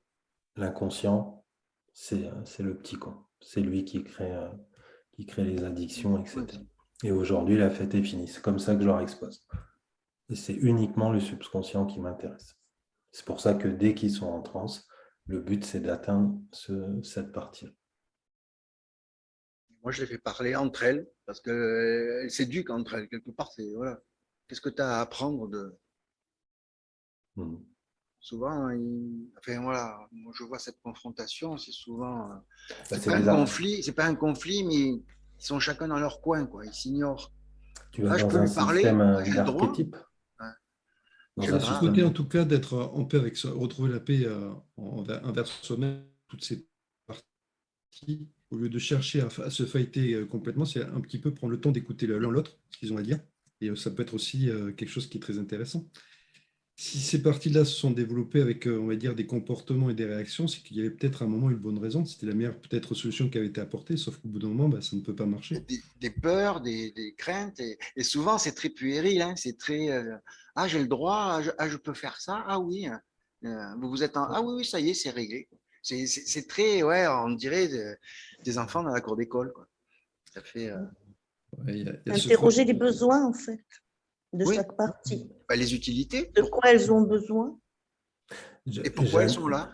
Jeannet disait que si tu mettais toutes ces personnalités autour d'une table, ils ne s'entendraient pas. Ils ne voudraient pas se parler. Sauf si tu es un bon chef d'orchestre et que tu donnes les temps de parole un peu version militaire, tu sais, c'est à chacun son tour de parler et puis après, il y a le chef qui prend la décision à la fin. C'est de la négociation, il ne faut pas l'imposer, il faut le proposer. Ça rejoint des archétypes, en quelque sorte, finalement. Oui. Mais il y a quand même une décision qui est toujours prise, c'est celle de votre personnalité. Vous avez beau avoir 10 000 personnalités, est-ce que vous êtes là maintenant, est-ce que vous dites, c'est la conclusion de l'ensemble des batailles que vous êtes en train de vivre à l'intérieur de vous. C'est pour ça qu'il y a des moments à aller voir et séparer en partition l'ensemble de l'être, c'est cool, mais factuellement, on s'en fout. Ce qui nous intéresse, c'est toi, dans l'ici maintenant, par rapport à la présence que tu as. Parce qu'elle ne reste que la conclusion de l'ensemble de tes traumas, de ta psychodynamique, les conflits intérieurs et les différentes parties. Il y a déjà une victoire. Il y a déjà une partie de toi, quoi. Il y a déjà toi. Toi, tu dis la conclusion, moi, je dis la résultante. Voilà, oui, c'est ça. Mais en fait, il n'y a même pas de débat. Tu vois, quand on dit si on les mettait en face, ils ne s'aiment pas. Mais on s'en bat les couilles, en fait. Parce que factuellement, ce que tu es aujourd'hui, ce que tu dis à l'instant T, c'est la conclusion de l'ensemble des pressions, tensions, du travail qu'il y a à l'intérieur qui sont juste exposés dans ta verbalisation ou ton comportement actuel. Mais quand bien même, si une des parties est génératrice du problème, il faut aller à la rencontre de cette partie pour pouvoir aider au changement. Il faut l'écouter déjà, savoir pourquoi elle fait ça, quoi. Voilà. Elle a forcément une bonne raison. Je te donne un exemple. Et à un moment, c'était utile. Je donne un exemple tout con. J'ai une personne. Je te donne un exemple tout con. J'ai une personne qui était venue là une première fois pour arrêter de fumer. Ça s'est très bien passé en une séance. Elle n'a pas repris la cigarette plusieurs mois plus tard. Elle est revenue récemment parce qu'elle voulait perdre 13 kilos. Elle avait un petit peu de surpoids, mais pas beaucoup plus. La séance s'est très bien passée. L'hypnose était installée, les trucs se passent bien. J'avais identifié, je pensais qu'on avait identifié, qu'elle avait réussi à identifier une intention assez forte qui était derrière le comportement, mais il y a eu 0 résultat derrière la séance. Il y a eu 0 résultat le lendemain, 10 jours après, 15 jours après, 0 résultat. Du coup, je l'ai fait revenir en séance en lui offrant la prochaine séance.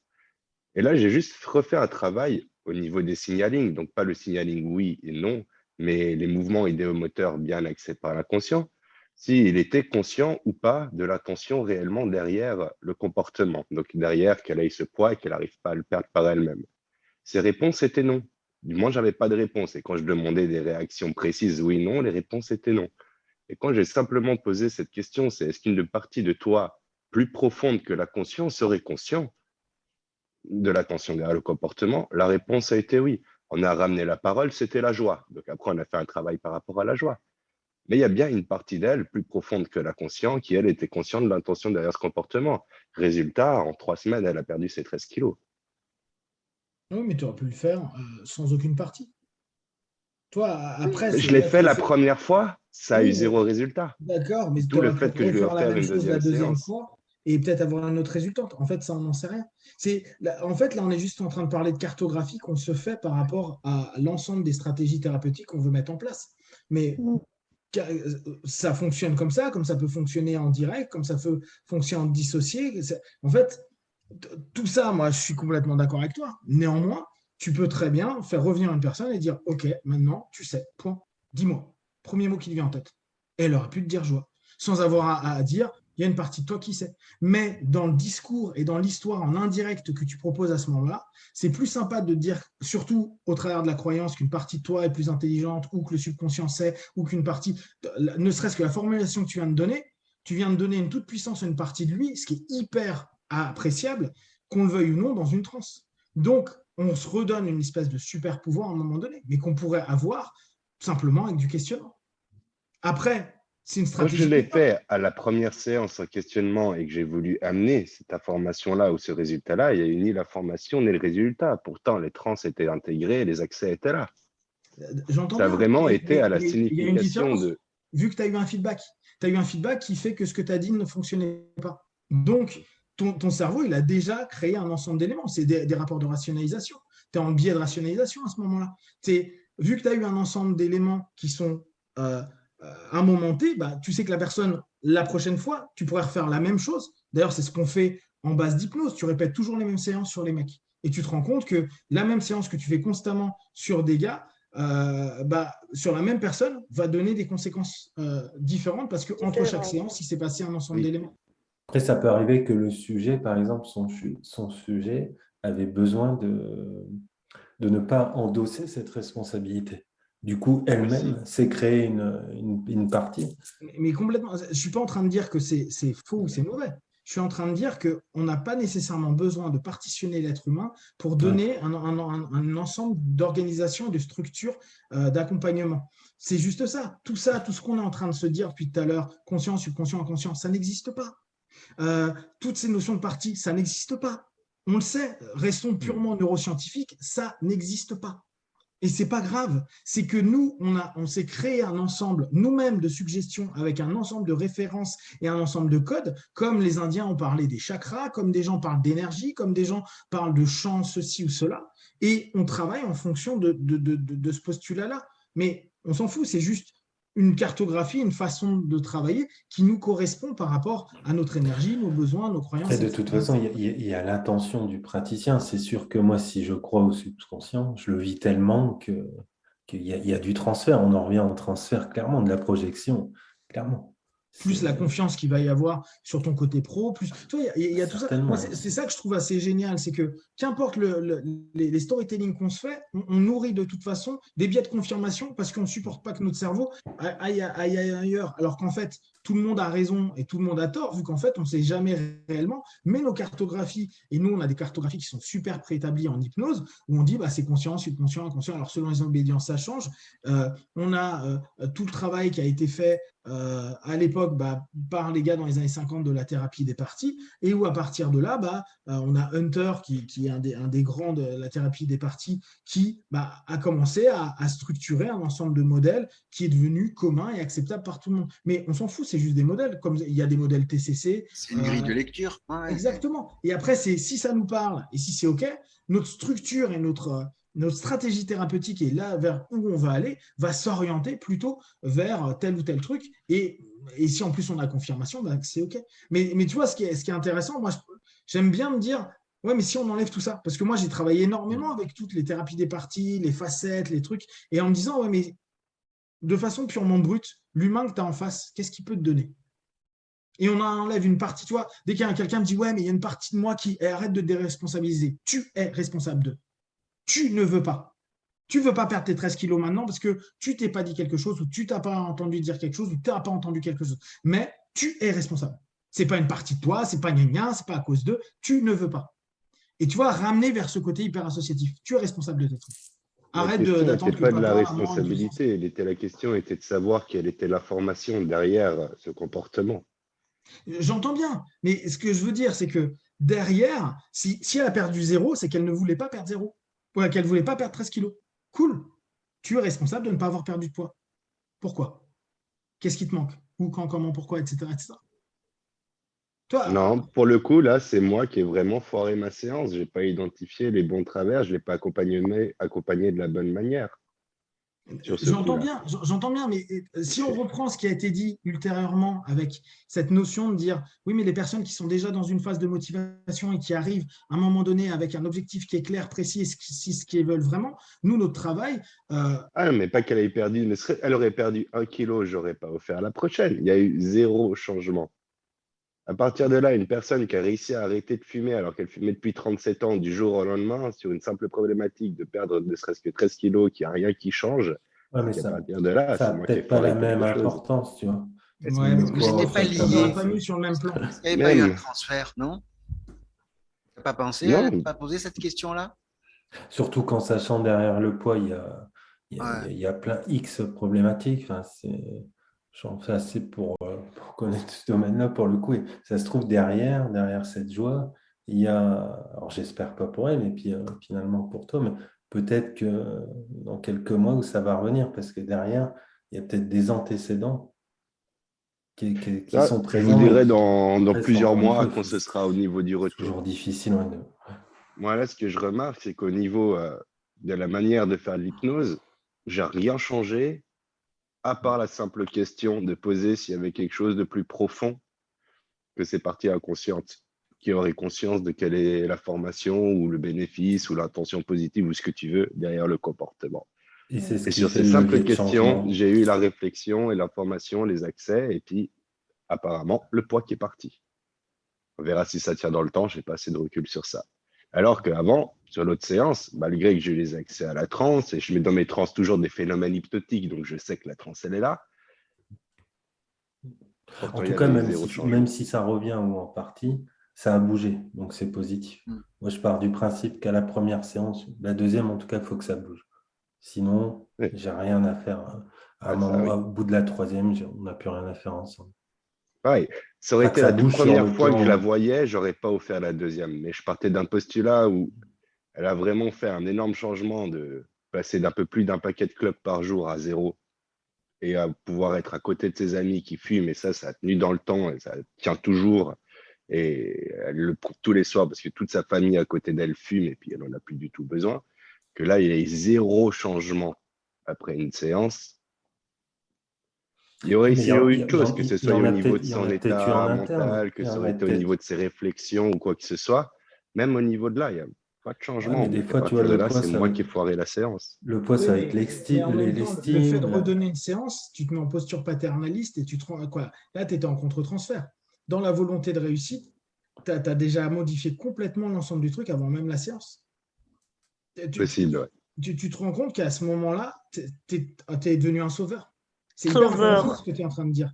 Parce que tu lui as offert le truc et tu es un sauveur. Et ça change énormément aussi. Tu vois, je pense que c'est un élément à prendre en compte en termes de suggestion et sur tout le boulot que tu as fait. Il est intéressant parce que moi, quand tu me dis je lui ai offert, je me dis pourquoi tu lui as offert? Je comprends, hein, après, on n'aime pas, on n'aime pas quand ça foire, on n'aime pas quand ça avance pas, etc. Surtout quand on se dit, putain, mais la personne, elle répond aux suggestions. Donc, ce n'est pas quelqu'un qui va être en résistance nécessairement de façon globale. Après, comme l'a dit Marc tout à l'heure, il peut arriver que sur un truc, il n'y a pas de résistance, sur d'autres, il y en aura beaucoup plus. Mais cette notion, elle est intéressante. C'est se dire, tiens, quelle suggestion en plus? Alors, comme tu dis, c'est cette simple question, donc qui est intéressante parce qu'elle donne un feedback cool. Moi, ce qui m'intéresse, c'est OK, et qu'est-ce qui a changé dans le cadre? Ça a changé. Le fait que tu l'aies offert, que tu sois mis dans. Alors, j'exagère peut-être le mot sauveur, parce qu'il y a peut-être une autre dynamique à l'intérieur de toi qui se joue, hein, mais en allant là-dessus, ça crée un cadre qui est différent par rapport au thérapeute. Donc, un ensemble de suggestions non verbales et préétablies qui a du sens. Peut-être, tu sais, alors là, je prends des exemples tout cons, mais c'est parce que je l'avais vu assez souvent, des personnes qui, en énéagramme, qui par exemple, font du 2, ils veulent faire plaisir à. Et vu que tu as été sympa et qu'en plus, admettons que la personne fait du 2, elle a envie de te faire plaisir à faire plaisir. Tu vois, il y a plein d'éléments qui changent la structure par le cadre que tu as changé toi-même dans le fait d'offrir. Ce qui donne en fait un ensemble de réflexions sur, outre la séance que tu as faite, comme tu dis, tu as une question clé qui a donné quelque chose d'intéressant et d'effectif. Se poser, tiens, qu'est-ce qu'il y a eu en plus? Et ça peut être intéressant à s'interroger. Peut-être qu'inconsciemment aussi, pour la personne, encore une fois, elle s'est dit, il me l'offre, ça veut dire que d'habitude, ça fonctionne. Donc, tu vois, après, tout ça, c'est très philosophique. C'est possible qu'il y ait hein. tout ce processus d'engagement qui rentre en Ça compte. peut C'est être clair que des c'est possible. biais. Et complètement. Mais tu vois, ça, c'est génial parce que moi, c'est ça qui m'éclate dans notre milieu. C'est de se dire, on peut chipoter sur ouais, j'ai dit telle suggestion, j'ai fait telle régression. On s'en tape. C'est qu'est-ce qui joue dans l'ensemble des suggestions que parfois on ne se rend même pas compte qu'on a suggéré. Et on revient à ce que disait Lancelot tout à l'heure, l'énergie, l'intention, la volonté, tout le non-verbal qui fait que il se passe plein de choses et on ne s'en rend pas compte, où on se dit ah non, là j'ai fait une putain de séance parce que j'ai fait régression de trucs, j'ai ramené X trucs et en fait pas du tout. Oui, ça a joué, aspect technique, mais il y a un ensemble d'éléments qui s'est joué sans qu'on s'en soit rendu compte. Et là-dessus, ça nous ouvre notre réflexion à nous dire, OK, qu'est-ce que j'ai changé, modifié, transformé, mon terme de voix, qu'est-ce que je lui ai proposé, est-ce que c'est un horaire? Tu vois, après, il y a des petites choses qui vont jouer et où on sait que certains horaires, pour certaines personnes, c'est genre, j'ai emmené mes enfants à l'école, maintenant je suis dispo. Par contre, si tu le fais à 16h, je sais pas, là, tu sens que la personne est moins réceptive. Ensemble de suggestions préétablies, alors qu'elle devrait se centrer sur elle, qu'il ne le sera plus. Tu vois, il y a plein de choses. Et c'est ça qui est intéressant dans l'exploitation de la transe et donc les suggestions directes, indirectes et on va dire systémiques et circonstancielles à un moment donné.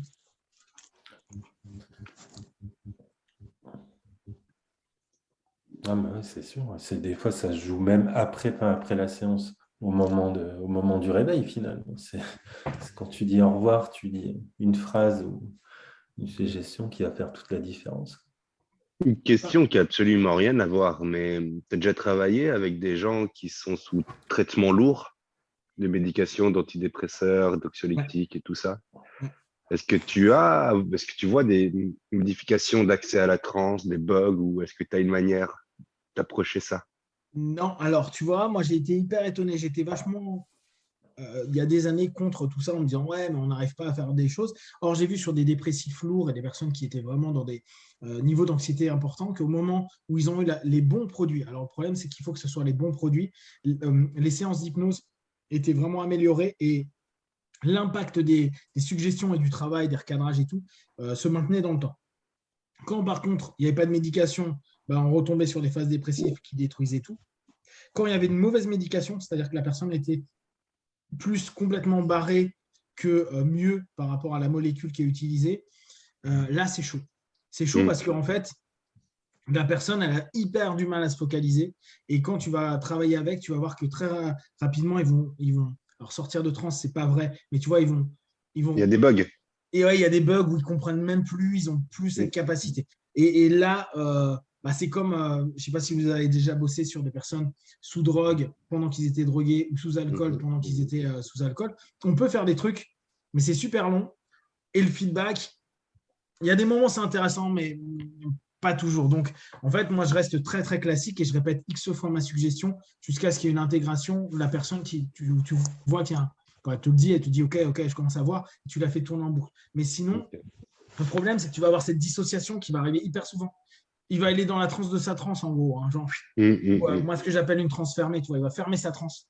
Et après, tu ne sais pas tout ce qui arrive. Et quand tu dis, mais là, il se passe quoi dans ta tête à ce moment-là? Premier mot, dis-moi, quelle sensation, perception, quoi. La personne va faire, ouais, je ne sais plus. Et là, tu fais, oh, putain, ça va être dur. Parce qu'elle ne focalise plus.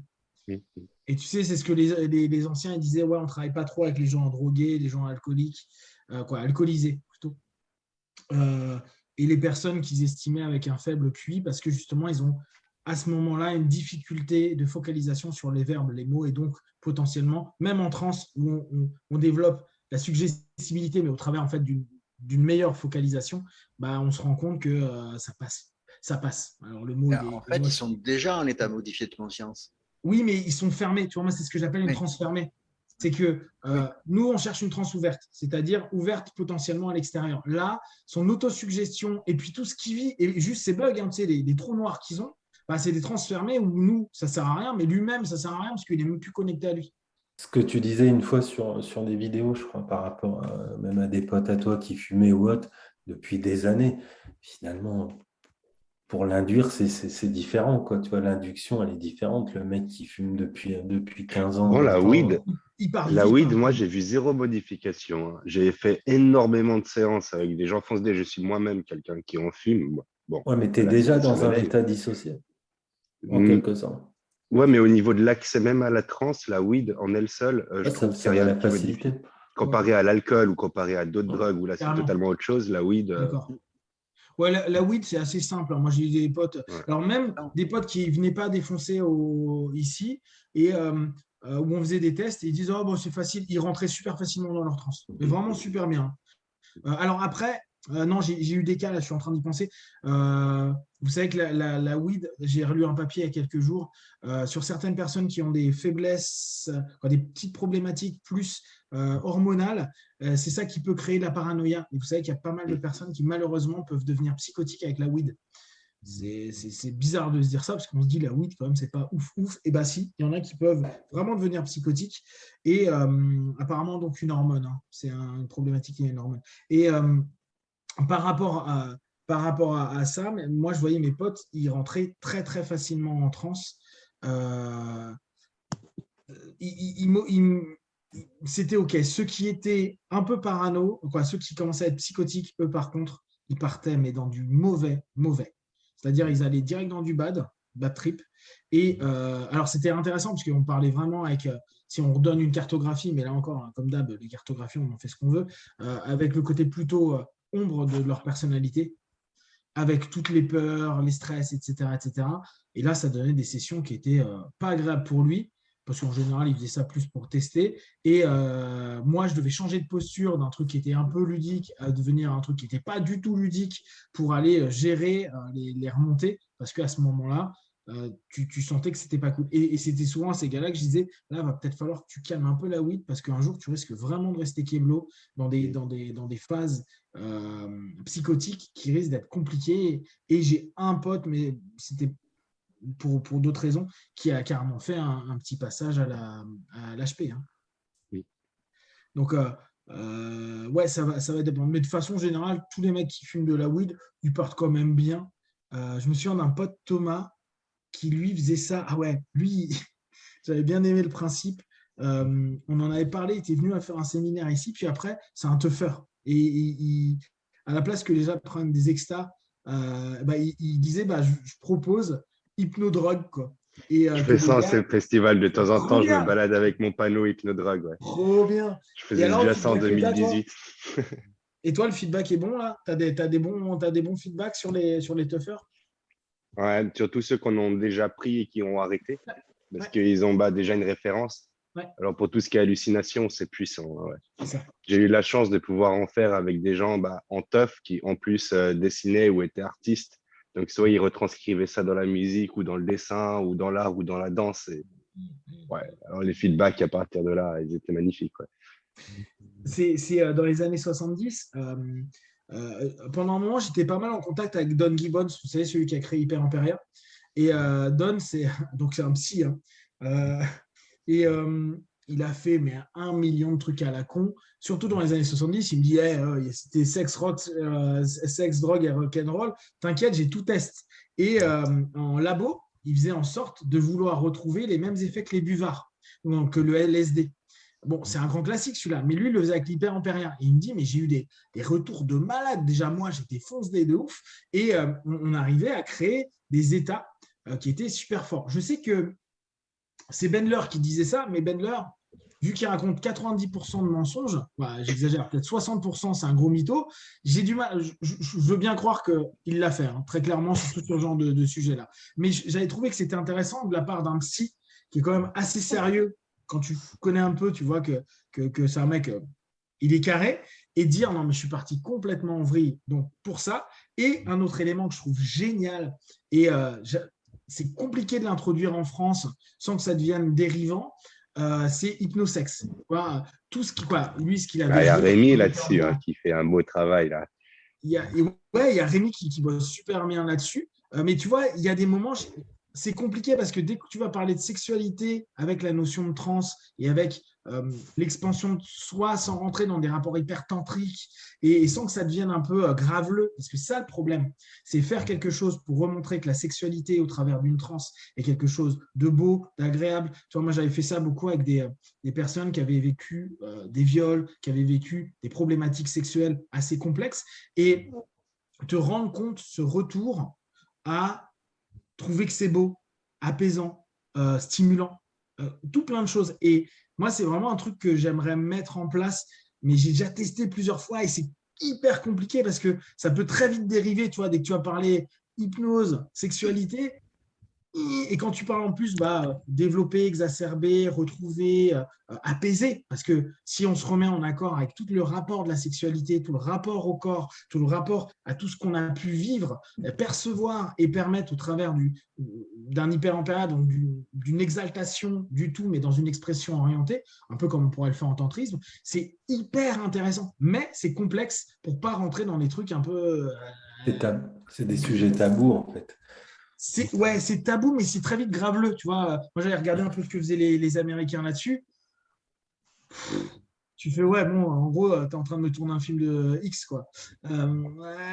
Et c'est pas ce que j'ai envie de montrer de l'hypnose, de l'extase ou du plaisir, tu vois, sans même parler d'orgasme ou autre, mais de retour vers soi. Parce que énormément de personnes ont un problème de rapport avec leur propre corps, donc avec l'autre, un problème avec la sexualité, avec ce retour-là, et on revient sur des rapports très freudiens en fait à ce moment-là, ce retour vers son pulsionnel, mais se dire le pulsionnel orienté par nous-mêmes dans une transe. Et il y a quelque chose vraiment d'intéressant à faire là-dessus. Bon, en même temps, on dit que c'est compliqué, mais regarde les salons qui parlent de ça, ils sont remplis, ils sont blindés. Hein. Exactement. Donc, en plus, tu vois, j'allais dire, comment interpeller ces personnes-là, mais oui, dans les salons ou autres, parce que ça reste quand même tabou. C'est vrai que serait-ce que tu vas dans les salons, ils sont ouverts à ça, ils parlent de ça, ils sont là pour ça. Donc là, serait-ce que même pour les problèmes d'érection, j'en ai eu, mais c'est rare en soi. Et on sait très bien qu'il y a des milliers et des milliers de personnes, d'hommes en France qui ont ce problème-là, en fait. Et moi, j'en ai eu beaucoup. Qui pensent à l'hypnose. Tu vois, moi, j'en ai eu beaucoup. Tu sais, à l'époque, j'avais créé un truc, j'avais appelé ça hypnose érectionienne. Et donc, j'avais fait tout un truc. En fait, c'était hypnose et sexualité, mais je trouvais que c'était assez drôle comme jeu de mots. Bon, personne n'a capté s'il ne faisait pas d'hypnose, vous ne comprenez pas mon jeu de mots. Mais la notion, c'est Richard, la notion, c'était vraiment de se dire, on peut aider les traumas et justement tout ce qui était érection. Donc, j'avais eu pas mal de retours déjà des audios. Tu vois, les gens, ça les aidait parce qu'effectivement, parfois, c'est un peu difficile d'aller en cabinet et dire tiens, j'ai de l'impuissance à ce moment-là, ou je suis éjaculateur précoce, etc. Qui sont en fait des thèmes. C'est pas un problème, quoi. Tu vois, pourquoi tu peux parler de ta clope, mais tu peux pas parler du fait que tu n'as pas d'érection? C'est quoi le problème? Mais notre côté, toute puissance, c'est notre propre rapport au corps qui est complexe à ce moment-là. Et moi, j'ai eu un paquet de personnes comme ça et des femmes qui sont dites frigides, etc. Et justement, avec hyperampéria ou avec… moi, je travaille beaucoup donc, sur le questionnement et après, des travaux hyper basiques d'hypnose sur des régressions, des recadrages, les timelines, etc., etc. Tu te rends compte que ça les apaise et tu te rends compte de la différence, ne serait-ce qu'en sortant du cabinet ou a posteriori quand ils reviennent pour travailler peut-être sur autre chose ou compléter le boulot, tu vois une espèce d'épanouissement. Et tu te dis, dans une société comme la nôtre où la sexualité est partout, mais elle est taboue parce qu'en fait, tu as peur de ta propre sexualité, de tes propres envies, de tes propres désirs, et ça se trouve, tu les écoutes plus parce que tu réponds à des critères du porno ou autre. C'est Tu vois, pour moi, on est en train on foire quelque chose alors que. Paradoxe. Ouais, là, on a un super paradoxe, mais bien sûr. On est en plein dedans. Et paradoxe, c'est. Et hypocrisie aussi, ouais. Mais hypocrisie, bien sûr. Tu vois des photos de jeunes femmes en string partout pour des trucs de lingerie, et en même temps, la compréhension de son propre corps, ses propres désirs, ou même la sensualisation de soi-même est vue comme une objectisation par soi-même ou pour l'autre. Et tu te dis, mais attends, là, il y a un cadre qui décode, tu vois, il y a un mismatch qui est complet. Et puis, il y a Pardon, vas-y. Ça rend fou. Paradoxe. Ouais, oui, c'est vrai. Ça rend fou. Ces injonctions Il n'y a pas de contradictoires. solution puisqu'il n'y a pas d'issue, donc forcément. Hein. Ce que j'allais dire, combien il y a de personnes, d'hommes qui restent enfermés dans ce problème pendant des années finalement, oui. Peut-être même une vie, sans penser à aller consulter ou autre, parce qu'il y a un tabou, parce qu'il y a toute une culture autour aussi. Je ne sais pas si par rapport au côté anglophone, si c'est différent, je pense là-dessus. Ils sont plus ouverts à aller. Non, maintenant, tu sais qu'ils sont hyper puritains protestants. là-bas. Hein. Ah ouais, ils sont protestants. Donc, il faut vraiment prendre ça en compte quand on papote des Américains. Hein. Ils ont leur espèce de. Tu sais, ils vendent bien les choses. Donc, ils font style, ouais, open mind, Cancun, on va s'amuser et tout. Sauf qu'à 25 ans, les mecs, ils sont mariés, ils ont 2 gosses et ils font leur vie à Cleveland, au Texas. Tu vois, les mecs, ils sont pas si carrés que ça. Hein. Ils sont pas si ouverts que ça. Ils sont vachement, comme disait Lancelot, ils très sont conservateurs. Oui. Ouais, exactement. C'est vrai. Très, très conservateurs.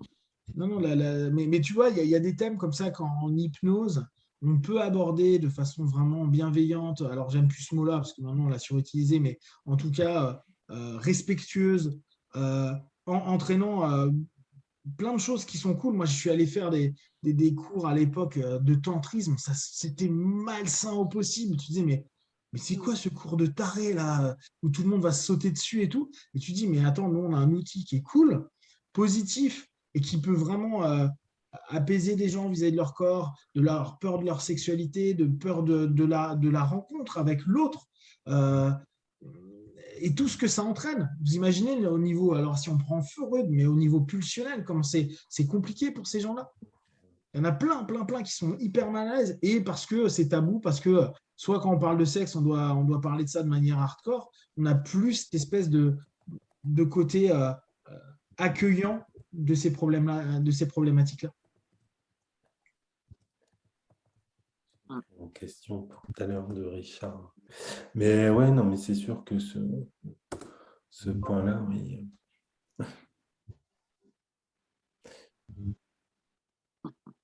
Alors la question, Pank, si tu as vécu des transes chamaniques ou des ressentis particuliers sur des lieux énergétiques, je serais ravi d'écouter ton retour d'expérience. Ça ne t'intéresse pas. Du coup, on change de thème. Non, mais j'ai vécu des trucs, mais après est-ce que c'est l'endroit? Est-ce que tu as vécu des orgasmes chamaniques? Est-ce que j'ai eu des orgasmes chamaniques? Ouais, il est possible. J'ai eu une transcendance, tu vois, la notion vraiment de sortie de corps, etc. La transcendance, je l'ai vécu. Maintenant, sur des lieux, il y avait, comme je vous disais, moi j'ai beaucoup travaillé sur l'énergétique pendant longtemps et je m'amuse encore à pas mal de trucs. Donc j'ai vécu des choses assez intéressantes, notamment dans des bâtiments religieux, notamment des cathédrales ou autres, dans certains endroits où vraiment je pouvais dire tiens, il se passe quelque chose. Alors à l'époque, je m'amusais à me mettre en transe d'une certaine façon pour ressentir plein de choses. Ce qui fait que je ressortais, j'étais dépouillé parce que je ne devais pas être au bon endroit au niveau énergie dans la structure. Donc, je devais être plutôt dans celle qui prenait plutôt que celle qui remontait, ce qui ne m'aidait pas des masses. Mais